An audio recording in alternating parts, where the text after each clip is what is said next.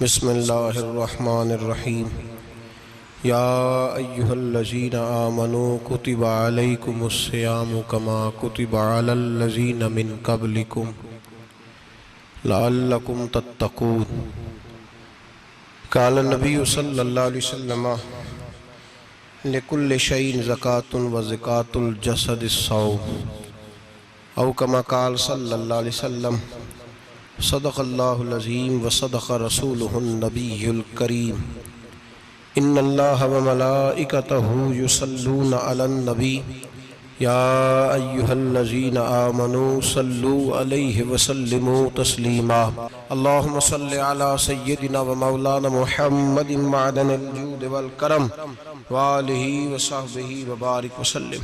हम्द व सलात के बाद कुरान मजीद सूरह बकरा अल्लाह तबारक व तआला ने इरशाद फरमाया, या अय्युहल्लज़ीना आमनू कुतिबा अलैकुमुस्सियाम, ऐ ईमान वालो तुम पर रोज़े फ़र्ज़ किए गए, कमा कुतिबा अलल्लज़ीना मिन क़ब्लिकुम, उसी तरह जिस तरह तुमसे पहले लोगों पर फ़र्ज़ किए गए थे, लअल्लकुम तत्तक़ून, ताकि तुम परहेज़गार हो जाओ, मुत्तकी हो जाओ, अल्लाह से डरने वाले बन जाओ, गुनाहों से बचने वाले बन जाओ, अपनी ज़िंदगी को रब रसूल के अहकामात की रोशनी में गुजारने वाले बन जाओ। रोज़ा एक प्रैक्टिस है, एक मुजाहिदा है, एक जद्दोजहद है।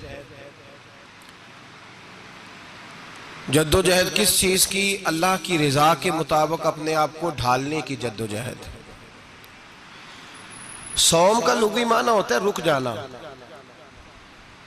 हलाल रिज़्क सामने पड़ा है, हलाल मशरूब सामने पड़ा है, हलाल रिश्ता बीवी का मौजूद है, लेकिन इन सब चीज़ों से हालत रोज़ा में रुकना, अल्लाह की रज़ा के लिए रुकना, इसका नाम रोज़ा है। सौम का माना रुकने के हैं, परहेज करने के हैं, बचने के हैं। हर चीज़ मौजूद है लेकिन अल्लाह का हुक्म नहीं है तो लिहाजा खा नहीं सकते। तो रब फरमाते जब जायज़ चीज़ें तू मेरी मर्जी के बगैर मेरे हुक्म के नहीं खा सकता, तूने रुकना है, तो हराम कैसे खा लेता है? जब जायज़ चीज़ के लिए तुझे हुक्म है, मैं कहूँ तो खाएगा, मैं कहूँ तो नहीं खाएगा, मैंने हुक्म दे दिया, जायज़ है, रोटी है, खाना है, गोश्त है, तेरी फ्रिज में पड़ा सारा कुछ, तू बाइख्तियार है, मुंह में दांत भी हैं, हजम करने को हाजमा भी है, भूख की शिद्दत भी है, पर मेरी इजाज़त के बगैर तू खा सकता। रोज़ा रख लिया, अब तुझे हुक्म नहीं कि तू खाए। जब जायज़ चीज़ मेरी मर्जी के बगैर नहीं खा सकता तो नाजायज़ कैसे खाएगा? मेरे नबी पाक अलैहिस्सलातु सलाम ने अपने खूबसूरत अल्फाज के अंदर इस मफहूम को बयान फरमाया। महबूब पाक सल्लल्लाहु अलैहि वसल्लम फरमाते, जिसने झूठ नहीं छोड़ा, गीबत नहीं छोड़ी, बुराई नहीं छोड़ी, अल्लाह को उसके भूखे प्यासे रहने की कोई ज़रूरत नहीं।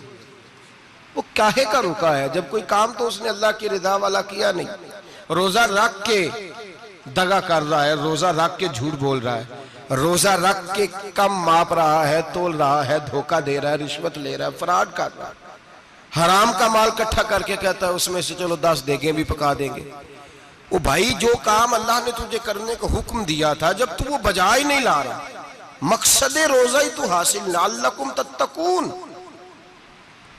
रोज़े का मकसद ये है कि तू परहेजगार हो जाए।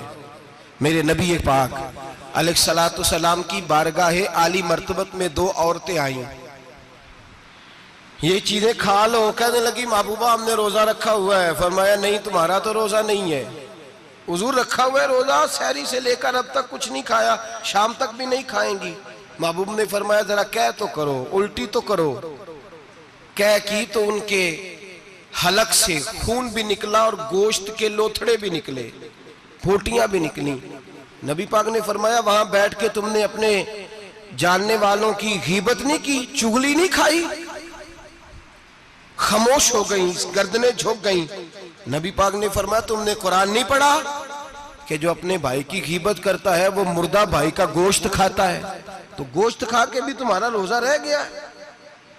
किस तरह का रोज़ा है कि सब रोज़ा रख के ना रखने वालों पे तनकीद कर रहे हैं। तरावियां पढ़ के निकले हैं तो कहते हैं मैं अकेला ही नेक हूं, बाकी तो मोहल्ले में कोई पढ़ता ही नहीं। ये कैसा तेरा रोज़ा है कि तू रोज़ा रख के तो उसके मकसद को नहीं समझा? लअल्लकुम तत्तकून, रोजादार तो वो है कि रोजा रखा हुआ है, खाने भी से रुका है, पीने से भी रुका है, अमले ज़ौजिय्या से भी रुका है, फिर वो झूठ से भी रुके, ग़ीबत से भी रुके, बदनिगाही से भी रुके, हराम खारी से भी रुके सारी चीजों से। ये बतलाइए कि रोजे की हालत में अपनी बीवी के पास जाना मना है तो गैर महरम को देखना जायज है? हमारे टीवी पे मैंने पहले भी कहा था कि हम ठेकेदार और जिम्मेदार नहीं है मजहब के। यहां हमारे आने से पहले भी कोई बैठा था, हम मरेंगे तो यहां हमसे बड़े बड़े नेक लोग बैठेंगे, कोई बंदा जिम्मेदार नहीं है। बड़े बड़े कज कुला साहिब जुब्बा और दस्तार, बड़े बड़े साहिब बसीरत, आइमा, फुकहा, उलमा, ज़ुआमा, नुकाबा, सूफिया, औलिया, गौस, कुतुब, अब्दाल, औताद, कुतुबुल अख्ताब, जाने कौन कौन आए, उलमा आए, मुफस्सिरीन आए, मुहद्दिसीन आए, गुजर गए। हम तो खाक नशीन लोग हैं, थोड़ा काम करने वाले, थोड़ी सलाहियत रखने वाले। लेकिन भाई अगर करते हैं तो एक काम करते हैं, साथ दूसरा नहीं करते। ये किस तरह का दीन सिखाने लोग निकले कि शव्वाल से लेकर शाबान तक गाना सुनाया जाएगा, शाबान से लेकर शव्वाल तक नाच गाना किया जाएगा, शव्वाल से लेकर शाबान तक धमा चौकड़ी होगी, रमजान आएगा तो हदीसें सुनाई जाएंगी, रमजान आएगा तो लोगों को कुरान पढ़ के सुनाया जाएगा। ये मजहब बाज नहीं है कि गवैये मजहब सिखाएंगे, एक्टर मजहब सिखाएंगे। ये मजहब बाज नहीं है कि एक गिलास के अंदर पहले शराब पी लो, फिर उसी गिलास में रमजान आए तो शहद बांटना शुरू कर दो। ये बाज नहीं, ये मेरे रसूलुल्लाह का मजहब है। अगर तुम्हें शौक है दीन सीखने सिखाने का, यकम रमजान को तौबा करो और कहो कि हम टीवी पे बैठ के हदीसें सुनाएंगे तो सारा साल सुनाएंगे, और जिस जुबान से हदीस निकलेगी फिर उससे कभी गंदा गाना नहीं निकलेगा, फिर कभी नाच गाना नहीं होगा। ये कौन सा मजहब है जो बीबियां सिखा रही हैं? ये कौन सा दीन है जो औरतें सिखा रही हैं? मेरे रसूल पाक सल्लल्लाहु ताला अलैहि वसल्लम का वो मजहब है कि मेरे आला हजरत फाजिल बरेलवी रहमतुल्लाह अलैह ने फरमाया, मर्द के लिए जायज नहीं कि वो औरत की जुबान से मिलाद भी सुने, नात भी सुने। मर्द के लिए जायज नहीं, मर्द को मर्द सिखाएगा, औरत सिखाएगी तो औरतों को सिखाएगी। बेशक आप सवेरे फतवा दीजिए कि छोटी सी मस्जिद में बैठ के, छोटे से कोने में बैठ के छोटा सा मौलवी, और वहां तो इतने इतने बड़े मुफ्ती टीवी पे बैठे हुए, वो गलत है तो सही है कैसे हो गए? सुनो, मेरे नबी पाक अलैहिस्सलातु सलाम के मजहब का हुस्न ये है कि इस्लाम कहता है एक नजर बीबी को देखा किसी ने गलती से तो माफी हो जाएगी, दूसरी नजर शहवत से देखा तो हराम है उसके लिए। वो पाकिस्तान का मौलवी हो या सऊदी अरब का शाह हो, किसी के लिए औरतों के बीच फिरना उठना बैठना जायज है? मेरे नबी पाक सल्लल्लाहु ताला अलैहि वसल्लम ने फरमाया, मैं औरतों से मुसाफा करने नहीं आया। और मेरे नबी पाक सल्लल्लाहु अलैहि वसल्लम ने फरमाया, हुजूर फरमाते लेकिन ना कुत्ता बिल्कुल नापाक नहीं होता, कुत्ते का थूक नापाक होता है, या कुत्ता गीला हो जाए तो नापाक होता है, लेकिन खिंजीर सारा नापाक होता है, कुल नापाक है खिंजीर।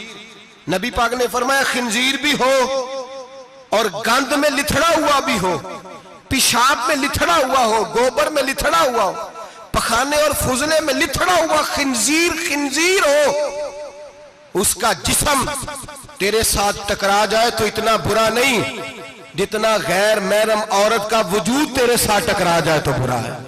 इस हद तक मेरे नबी पाक सल्लल्लाहु और गुंबद के मामले में फतवा देने वाले, या रसूल अल्लाह कहने पर कुफर का फतवा देने वाले और बड़ी बड़ी बातें करने वाले खामोश क्यों हो गए? या अय्युहल्लज़ीना आमनू ला तत्तखिज़ुल यहूद वन नसारा औलिया। रब फरमाता है यहूदियों और ईसाइयों को दोस्त ना बनाओ, ये तुम्हारे दोस्त हो सकते, ये तुम्हारे सज्जन हो सकते। जब अर्श का मालिक कह रहा है सज्जन नहीं हो सकते तो तू दोस्ती की बात कैसे बढ़ा रहा है? या रसूल अल्लाह हमारे सज्जन कौन हो सकते हैं? फरमाया तुम्हारा दोस्त वो हो सकता है जो मोहम्मद अरबी का गुलामी करने वाला हो, जो रसूलुल्लाह की नौकरी करना हो दोस्त होगा। दूसरा दोस्त हो सकता, कोई एक्टर मजहब नहीं सिखाएगा, कोई गवैया मजहब नहीं सिखाएगा। हजरत जनाब सैयदना जुनैद बगदादी, बगदाद के पीर से किसी ने पूछा था आज से 1100-1200 साल पहले, वो तो जमाना वैसे नेकी और परहेजगारी का था, का बाबा जी मर्द और औरत नेक हो, बगैर पर्दे के, बगैर हिजाब के, बगैर दीवार के बैठकर एक दूसरे को दीन सिखा सकते हैं? हजरत साहब बताइए, मर्द और औरत नेक हो तो बगैर पर्दे और हिजाब के एक दूसरे को दीन सिखा सकते हैं?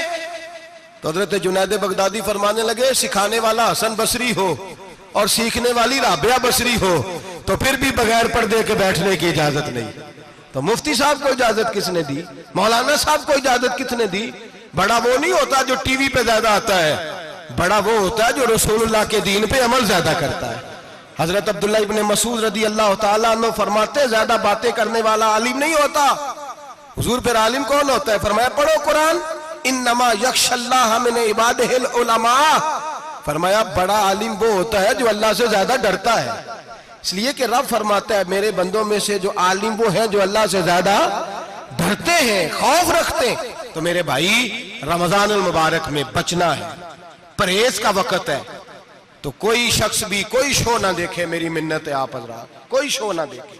औरत का तो पर्दा है, तो हमें तो तमाशे पे लगा दिया गया।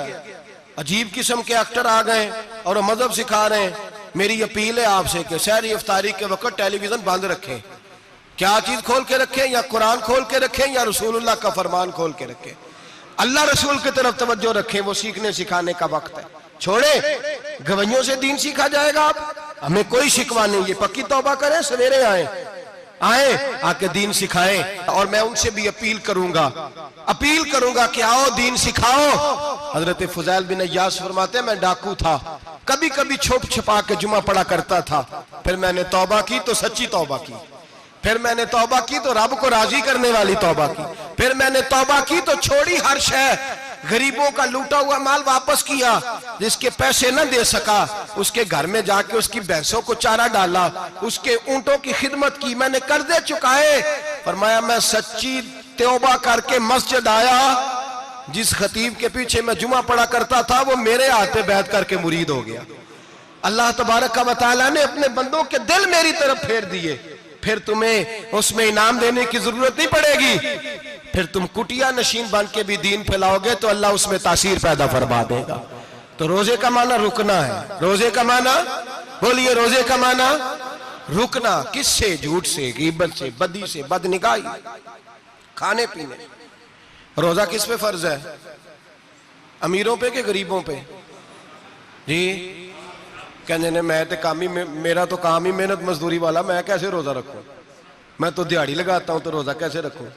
मैंने नहीं किसी हदीस में पढ़ा कि रोजा वो रखे जो दफ्तर में बैठता है। सहाबा के जमाने में तो दफ्तर होते ही नहीं थे, किसी जगह नहीं लिखा हुआ रोजा वो रखेगा जो एसी में बैठता है, तब तो एसी थे ही नहीं। हजरत अबू बकर सिद्दीक रज़ी अल्लाह तआला अन्हु से लेकर जनाब बिलाल तक सारे अपने हाथ से काम करते, सारे अपने हाथ से काम करते, सारे। हजरत उमर फारूक रज़ी अल्लाह तआला अन्हु खलीफा वक्त होने के बावजूद माले गनीमत के ऊंट चढ़ने जाते थे तो चरागाह में छोड़ने में जाते थे, लेने भी आते थे वापस। सारे लोग अपने हाथों से मुशक्कत वाले काम करते। हजरत बिलाल मजदूरी करते, सलमान फारसी मजदूरी करते, मिकदाद मजदूरी करते, सहाबा मजदूरियां करते, रोजे रखते।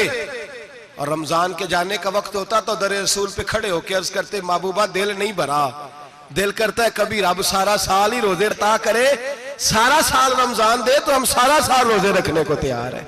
जज्बा था, ताकत थी, हिम्मत थी।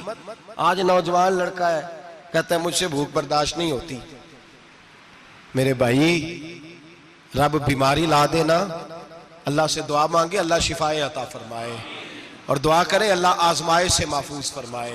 आप यकीन करें, मैंने लोगों को देखा है, हलक से कतरा नहीं उतरता, खुराक की नाली लगी हुई है, आला ग़िज़ाएं पकी हुई पड़ी है। अर्श का मालिक कहता है मैं तेरे हलक से गुजरने नहीं दूंगा, कानून बन गया।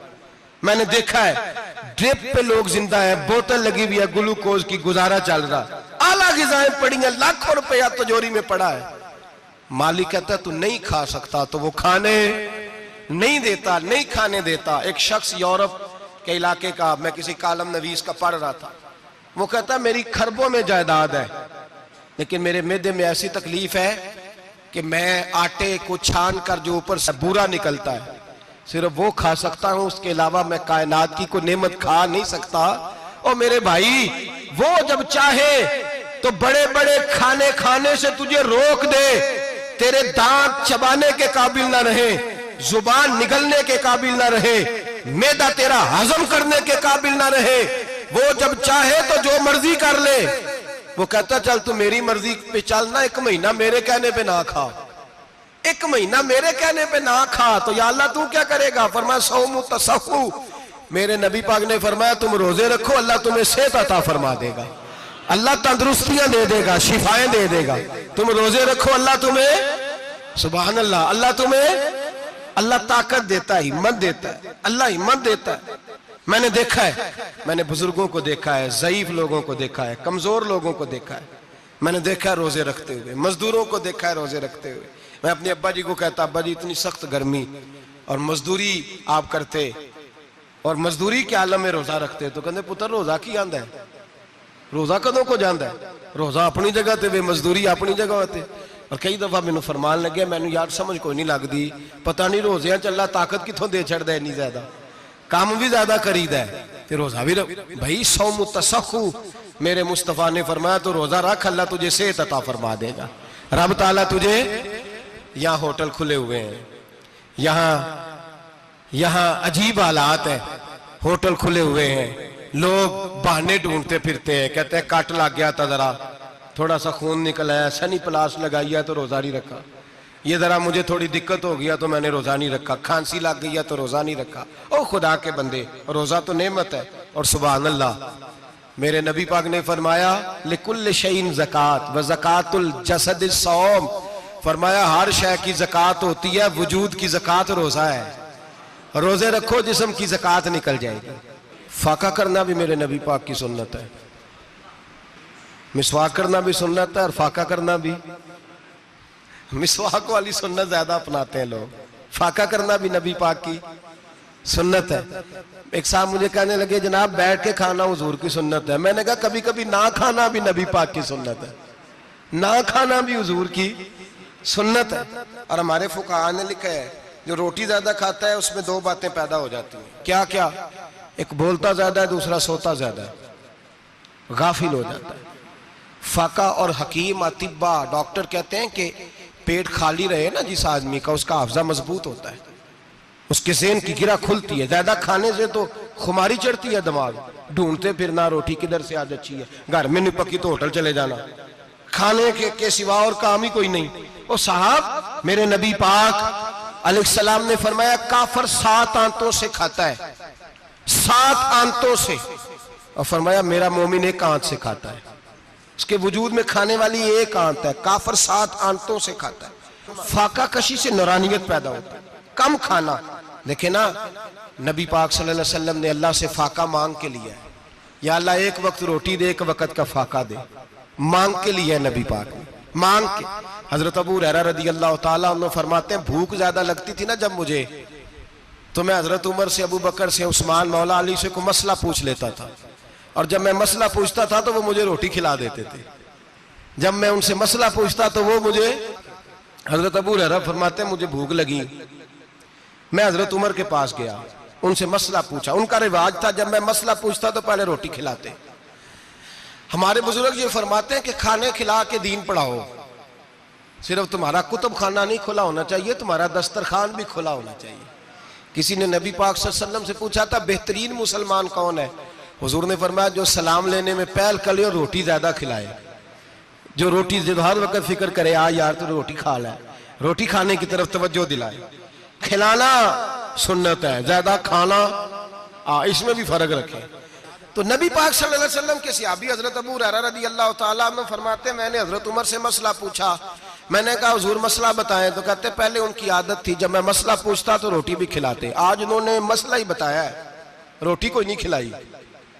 तो मुझे कहने लगे अबू हुरैरा तू सोचता होगा रोटी नहीं इसने पूछी, तूने कब से खाना नहीं खाया? मैंने कहा आज सुबह से। तो जनाब उमर कहने लगे मैंने कल सुबह से नहीं खाया। चल अबू बकर सिद्दीक के घर मसला पूछते हैं। कहते जनाब सिद्दीक अकबर के दरवाजे पे गए, जाकर के उनसे मसला पूछा। उनकी भी आदत थी जब कोई मसला पूछने जाते तो दस्तरखान बिछा लेते, कहते आओ रोटी भी खिलाता हूँ मसले भी बताता हूँ। कहते हैं गए तो उन्होंने भी मसला बताया, रोटी कोई ना पूछी। तो कहने लगे उमर अबू हुरैरा तुम लोगों ने कल परसों से नहीं ना खाया होगा। और अबू बकर को 4 दिन गुजर गए हैं, थोड़ा सा दूध मिला है या खजूर मिली है, रोटी कोई नहीं मिली। चलो दरे रसूल पे चलते हैं, आओ हुजूर की बारगाह में। कहते हैं नबी पाक की बारगाह में आए, हुजूर ने चेहरे देखे, करीम से मसला नहीं पूछना पड़ा। मेरे मुस्तफा करीम ने फरमाया भूख लगी हुई है तुम तीनों को, 3-4 दिन हो गए।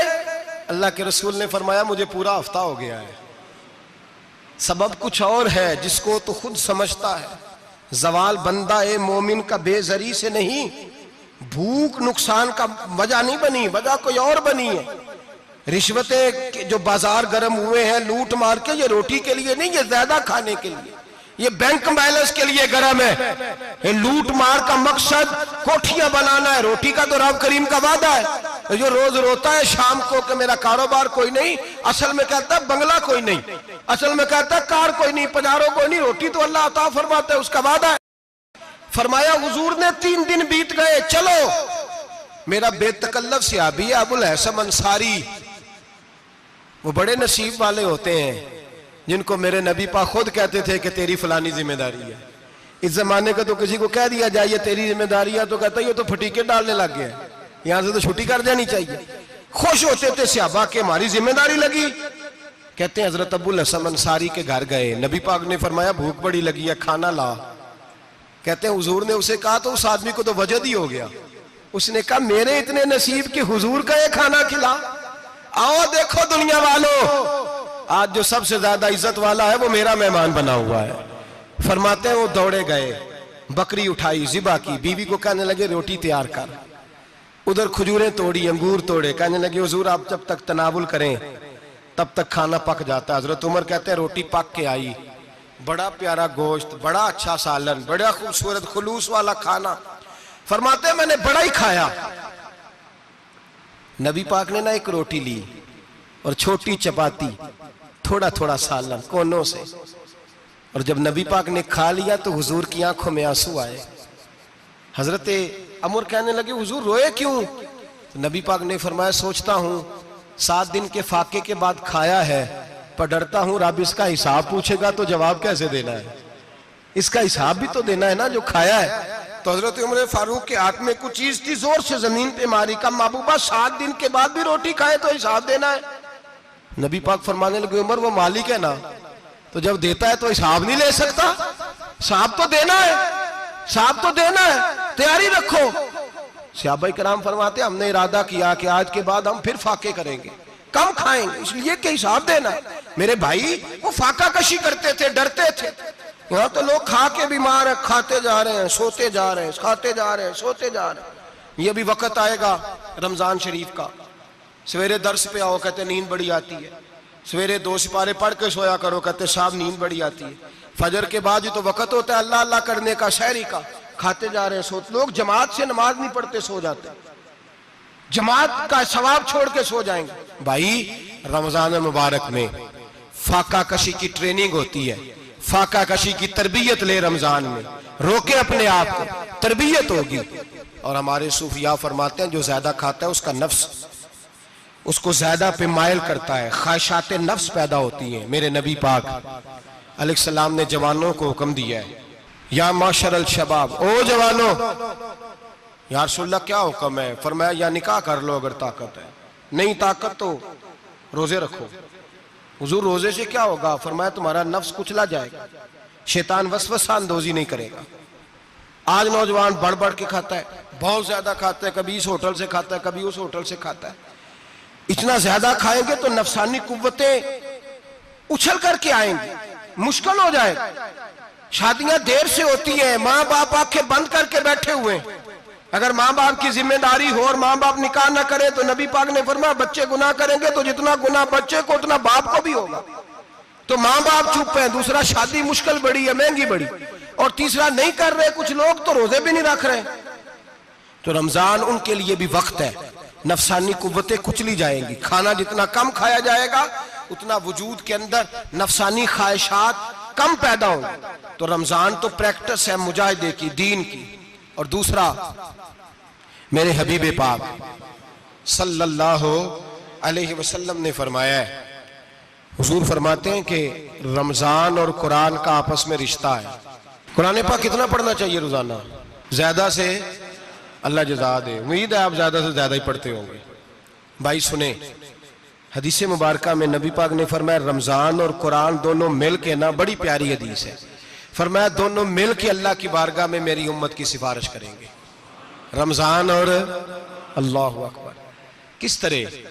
नबी पाक फरमाते हैं रमजान कहेगा ए अल्लाह दिन के वक्त मैंने इसे तेरी रजा के लिए खाने पीने से बाज रखा, और कुरान कहेगा या अल्लाह रात को तेरी रजा के लिए खड़ा होकर ये कुरान सुनता था।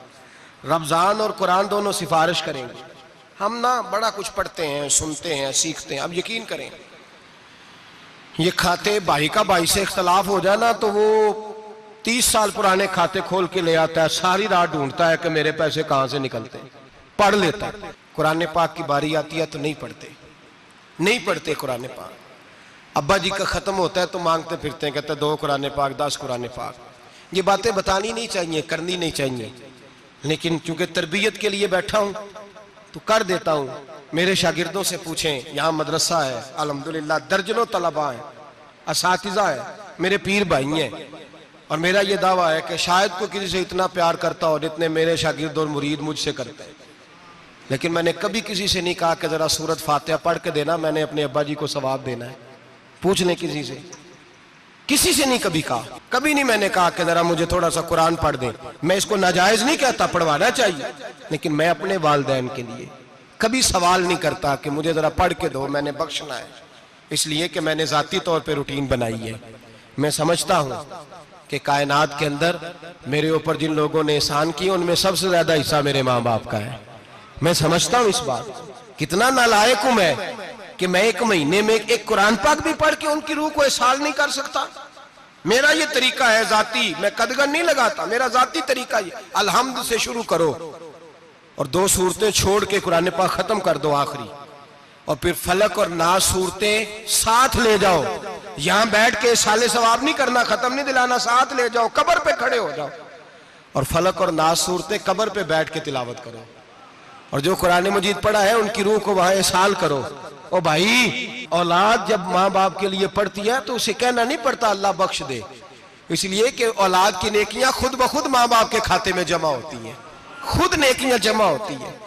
मेरे भाई, तू बच्चों से ये तो मुतालबा करता है कि बेटा इस साल रमजान मुबारक में मेरे लिए सत्तू जरूर बनाना, फलानी चटनी जरूर तैयार करना, ये क्यों नहीं कहता बीवी से कि डिशे कम बनाना? तू भी बैठ के कुरान पाक पढ़, मैं भी कुरान पाक पढ़ता हूँ। इधर आओ बेटा, यहाँ बैठ के तिलावत करो, मैं भी करता हूँ। बेटी इधर आओ, बैठ के कुरान पाक पढ़ो। कितना वक्त लगता है? हाफिज और कारी और उलमा अगर पढ़े तो 20-25 मिनट लगते हैं कुरान पाक का सिपारा पढ़ने, और अटक अटक के पढ़ने वाला भी पढ़े तो 1 घंटा लग जाएगा। और मेरे नबी पाक सल्लल्लाहु अलैहि वसल्लम ने फरमाया जो कुरान पढ़ते हुए अटकता है अल्लाह उसे डबल सवाब अता फरमाता है। फरमाया जो जुबानी पढ़े सिंगल सवाब, जो देख के पढ़े उसे डबल सवाब। हुजूर क्यों? फरमाया इसलिए कि मेरा कुरान देखने पे भी अल्लाह सवाब अता फरमाता है, कुरान देखने पे भी अल्लाह सवाब देता है, देखने का भी सवाब। रमजान शरीफ में कुरान पाक पढ़े, खोल के पढ़े। और मेरे भाई, अगर तेरा बच्चा पढ़े, अगर तेरी बेटी पढ़े, कायनात का खुशनसीब बाप वो है कि बेटा कुरान पढ़े, चाहे नाजरा ही पढ़े, जिसकी बेटी पढ़े। जिंदगी में इन्हें इस काम पे लगा जाओ, मरने के बाद भी पढ़ेंगे। इमाम जलालुद्दीन सुयूती शाफई रहमतुल्लाह अलैह फरमाते, हजरत ईसा कब्र के पास से गुजरे, कब्र पे अजाब हो रहा था, अल्लाह का गजब बरस रहा था। जनाब ईसा इस्तिगफार पढ़ते डरते गुजर गए। थोड़ी देर के बाद, चंद घंटों के बाद गुजरे तो उसी कब्र पे फूल खिले हुए थे, रहमत बरस रही थी। हजरत ईसा अलैहिस्सलाम अर्ज करने लगे, मौला तू बेनियाज है, मेरी ताकत नहीं तेरे कामों में बोलने की, पर अभी तो यहाँ अजाब हो रहा था, अभी रहमत बरस रही है। जनाब ईसा कहते हैं आवाज़े खुदाबंदी आई, ईसा बंदा बड़ा गुनाहगार था, पापी था, मुजरम था, खताकार था, लेकिन जब इसका इंतकाल हुआ, इसकी बीवी हामला थी, उसके पेट में बच्चा था, बच्चा इसके इंतकाल के बाद पैदा हुआ। आज वो 4-4.5 साल का हुआ है, मकतब में गया है, मदरसा में गया है, उस्ताद ने बिस्मिल्लाह शरीफ पढ़ाई है। फरमाया उसने तोतली जुबान से कहा है बिस्मिल्लाहिर्रहमानिर्रहीम का, ऐसा मुझे बतला इस जमीन पर वो मासूम जिसे अभी रहमान और रहीम कहना नहीं आता, वो तोतली जुबान से मुझे रहमान और रहीम कहे और मैं उसी जमीन पे उसके बाप को अजाब दूं। फरमाया उसने एक बार रहमान और रहीम कहा है, मैंने उसकी बाप की कब्र को नूर से मामूर फरमा दिया है, नूर से भर दी है कब्र, बरकत से भर दी है। अल्लाह करे मेरे बेटे भी कुरान पढ़े, अल्लाह करे मेरी बेटियां भी कुरान पढ़े, अल्लाह करे हम सब की औलादे कुरान पाक पढ़े। लेकिन ना इमाम आजम अबू हनीफा रमजान में 61 कुरान पाक पढ़ते थे। कितने? 60 टेक। अल्लाह अकबर। एक कुरान पाक दिन में पढ़ते पूरा, एक रात को पढ़ते, एक तरावी में पढ़ते। 61 कुरान पाक इमाम साहब पढ़ते। आप फरमाते मैंने छोड़ दिए सारे वजीफे, मैं सिर्फ रसूलुल्लाह का कुरान पढ़ता हूं। रमजान सारा कुरान पाक, सारा रमजान। अब तो आदत ही नहीं रही हमें कुरान पाक। अगर लोग नाराज ना हो तो महफिल नात होती है तो तिलावतें कितनी होती हैं, और नाते हमने ज़ौक़ ही नहीं बनाया, ज़ौक़ ही नहीं बनाया हमने तिलावत कुरान का। इसलिए कि कुर्रा उलमा फुकरा इनको हम तैयार ही नहीं कर रहे, हम तो एक्टर पाल रहे हैं जो पैसे लेते हैं नात खानी के। माज़अल्लाह। ओ मेरे भाई, क्या कुरान मेरे नबी की नात नहीं? हजरत आयशा सिद्दीका रदी अल्लाह ताला अन्हा के पास सहाबा गए, कहने लगे अम्मा जी हमें नबी पाक का इखलाक बतलाएं। तो अम्मा जी कहने लगी जाओ जाके कुरान पाक पढ़ो, काला खुलुकुहुल कुरान, सारा कुरान मेरे नबी के इखलाक का ही नाम है।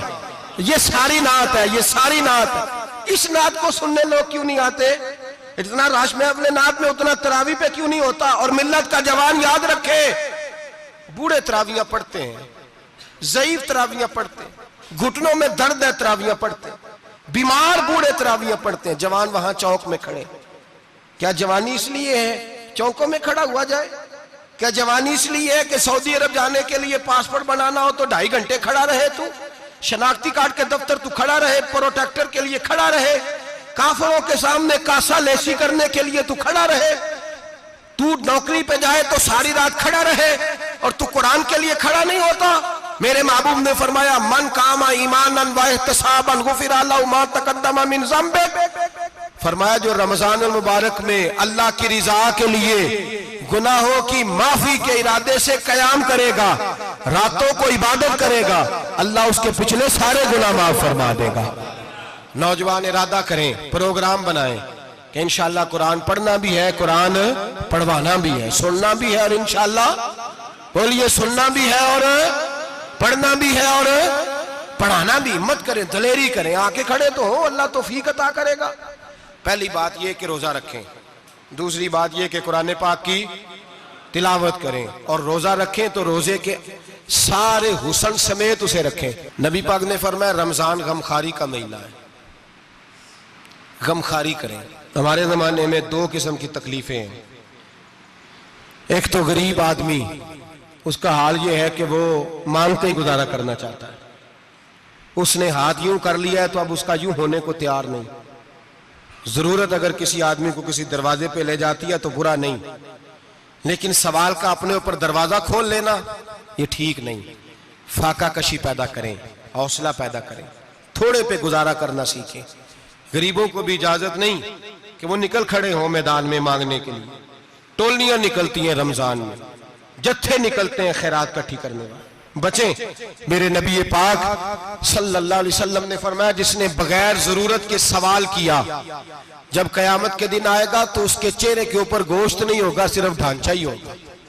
इतनी भयानक सूरत में आए, बगैर अशद जरूरत के सवाल न कर, कभी सवाल न कर। और अमीरों से गुजारिश है कि रमजान हमदर्दी का महीना है, हमदर्दी करें तो सामने वाले की इज्जत का भी ख्याल करें। ये बात दुरुस्त है कि गरीब सियाना नहीं होता, इसलिए कि जिसकी जेब में पैसे नहीं होते भाई उसे अकल भी नहीं होती। जिसके घर कार नहीं होती उसे चलाने का तरीका, जिसके घर ओवन नहीं होता उसे चलाने का तरीका भी नहीं आता। जिसके घर में चीजें होती हैं उसे चलाना भी आ जाता है। जिदे घर दाने उदे कमले भी उसके सियाने हो जाते हैं। तो चौधरी साहब, सेठ साहब, नवाब साहब आटा तकसीम करते हैं, खड़े होके फोटो खिंचाते हैं, फेसबुक पे देते हैं, और एक आटे का थैला और 10 अखबारों में फोटो। अल्लाह से डरें। रमजान हमदर्दी का महीना, हमदर्दी का। गरीब को दें तो उसकी इज्जत को रुसवा ना करें। मेरे नबी पाक अलैहिस्सलाम के सहाबी हजरत अब्दुल्लाह इब्ने उमर रदी अल्लाह ताला अन्हु ढूंढ के लाते थे मिस्कीनों को, ढूंढ के और जब लाते थे तो अपने दस्तरखान पर बिठाकर अपने साथ अफ्तारी कराया करते थे। और फिर फरमाया अल्लाह ताला ने लन तनालुल बिर्रा हत्ता तुनफिकु मिम्मा तुहिब्बून, अल्लाह के रास्ते में वो चीज देनी है जो तुम्हें ज्यादा प्यारी हो। कौन सी चीज जो तुम्हें, मैं थोड़ा सा बेबाक हूं, बाज दोस्तों के साथ, सबके साथ नहीं। एक दोस्त मदरसे में घी देने आए एक दफा, तो वो वाला घी दे गए जो सबसे सस्ता था। तो मैंने कहा मुझे दयानतदारी से बचाए, आप यही खाते हैं घर में? कहने लगे नहीं। तो मैंने कहा फिर हमने बच्चे मारने के लिए तो नहीं ना रखे हुए, क्या वो वाला घी अल्लाह के रास्ते में प्यारी चीज दे रही है ना, इसलिए गले गले नोट लोग मस्जिद के गले में डाल जाते हैं, फटे हुए डाल जाते हैं, कहते हैं जोड़ लेंगे मौलवी साहब। और खुदा के बंदे प्यारी चीज देनी थी तूने, और तूने उसका तर्जमा उल्ट कर लिया है। समझ ले, रमजानुल मुबारक में किसी गरीब की मदद करनी है तो साथ उसकी इज्जत भी करनी है। नबी पाक अलैहिस्सलाम के दरवाजे पर जब से, ये जुमला एक है लेकिन बड़ा कीमती है, सहाबा कहते हैं जब हम दरवाजा रसूल पे जाते थे खैरात भी मिलती थी और इज्जत भी मिलती थी।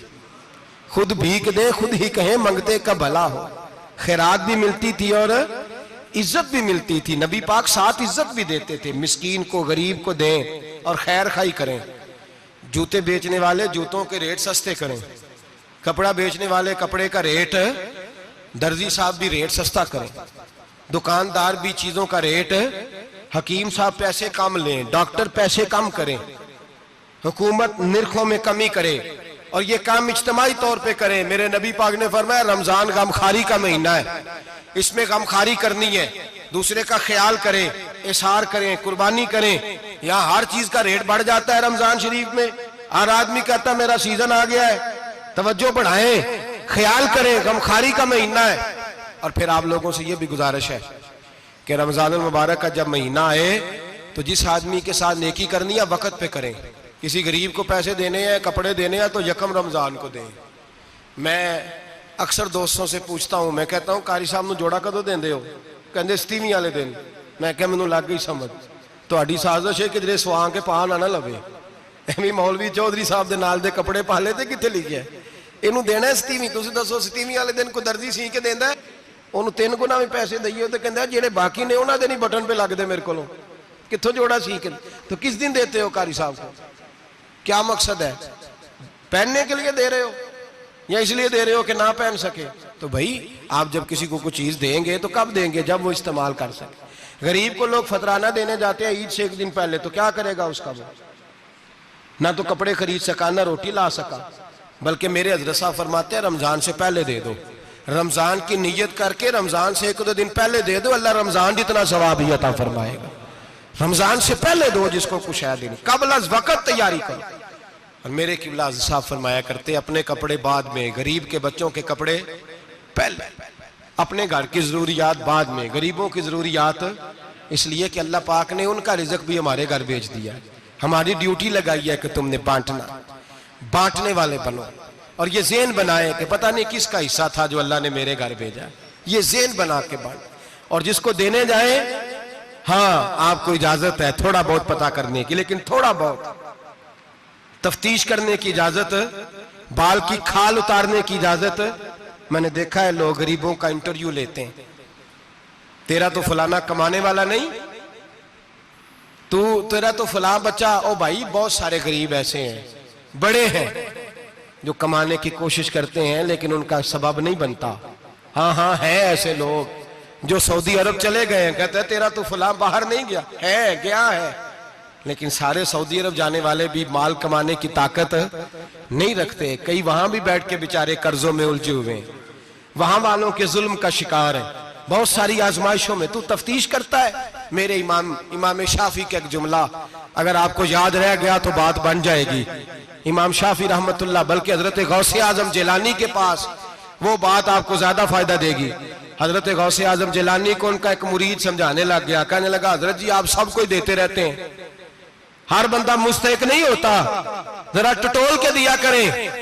तो गौसे आजम जिलानी फरमाने लगे भाई मुझे तो लगता है तू भी उन चीजों का मुस्तहिक नहीं था जो अल्लाह ने तुझे अता कर दी है। पहले तू बता, तू मुस्तहिक था? तुझे अपनी हैसियत औकात का पता है जो अल्लाह ने तुझे दे दी है? ताकत थी, क्वालिटी थी, तेरे अंदर वो सलाहियत थी। रब ने तो नहीं तेरी तफ्तीश की कि तू काबिल है कि नहीं, तू अल्लाह के बंदों की तफ्तीश करता पड़ता है।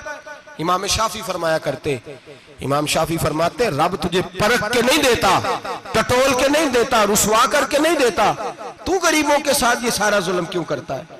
बस पता चल गया वो जरूरतमंद है तो दे, इसलिए कि अजर तुझे गरीब ने नहीं देना, अजर अल्लाह ने देना है।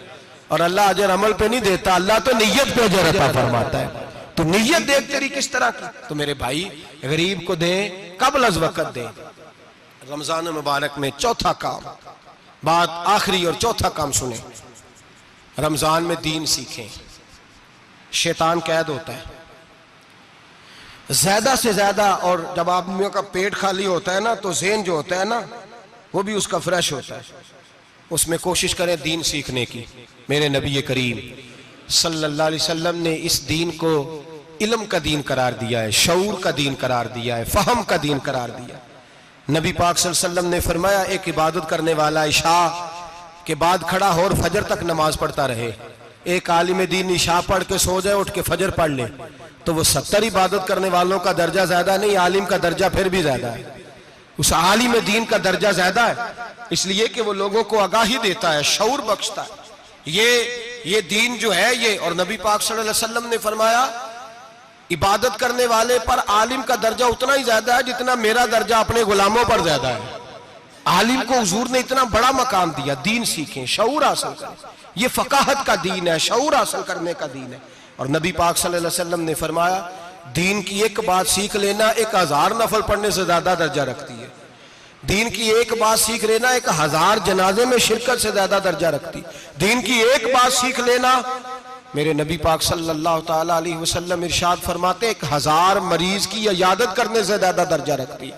फरमाया जिसने रात के एक लम्हे में दीन की एक बात सीखी, अल्लाह उसे सारी रात इबादत करने से ज्यादा सवाब अता फरमाएगा। मेरे ऐसा फरमाया करते जब सीखने वाले को यह सवाब मिलेगा तो बताइए सिखाने वाले को कितना सवाब मिले, उसे अल्लाह कितना दर्द। रमजान आ रहा है, शैतान कैद है, दीन फैलाने की कोशिश करें, जद्दोजहद करें। बड़ी नींद आती है फजर पढ़ के, लेकिन अगर किसी का इरादा बन जाए कि दीन सीखना भी है और दीन बच्चों को, तो फिर कोई नींद गलबा। एक मिसाल एक आलिम ने समझाई। कोई बुजुर्ग थे, दरवेश आलिम, उनके पास एक औरत आई, कहने लगी मैं बच्चों को सवेरे बड़ा जगाती हूँ, बच्चे जागते नहीं नमाज के लिए। बड़ा अजीब जवाब दिया बुजुर्गों ने, दरवेश ने, आलिम ने। कहने लगे बीबी क्यों नहीं जागते, जगाया कर, बेदार किया कर, उठाया कर। कहने लगी बड़ी जद्दोजहद करती हूँ, उठते नहीं, बेदार नहीं होते। अल्लाह वाले थे ना। कहने लगे ये बता अगर उस कमरे में आग लग जाए तो फिर बच्चों को कैसे बेदार करेगी, आग से बचाने के लिए क्या करेगी? फिर तो बालों से पकड़ भी घसीटना पड़ा तो घसीट के कमरे से लाऊंगी, फिर तो चोटें लगती हैं तो लग जाए, फिर मैं परवाह नहीं करूंगी। आप फरमाने लगे यूं समझ ले जहन्नम की आग जल रही है, अगर तेरे बच्चे ने नमाज ना पढ़ी तो आग लग जाएगी, अगर इसने इबादत ना की तो उसे आग, अब जैसे भी तुझे उठाना पड़ता है उठा घसीट के बाहर ला, लेकिन उसकी नमाज कज़ा। नींद बड़ी आ रही है सवेरे, लेकिन अगर दीन ना सीखा तो मुश्किल हो जाए। जैसे भी अपने आप को जगाना चाहिए, हिम्मत करनी चाहिए, दलेरी करनी चाहिए। हमेशा मिदहत खैरुल आनाम में गुजरे, दुआ है ये उम्र दरूद और सलाम में।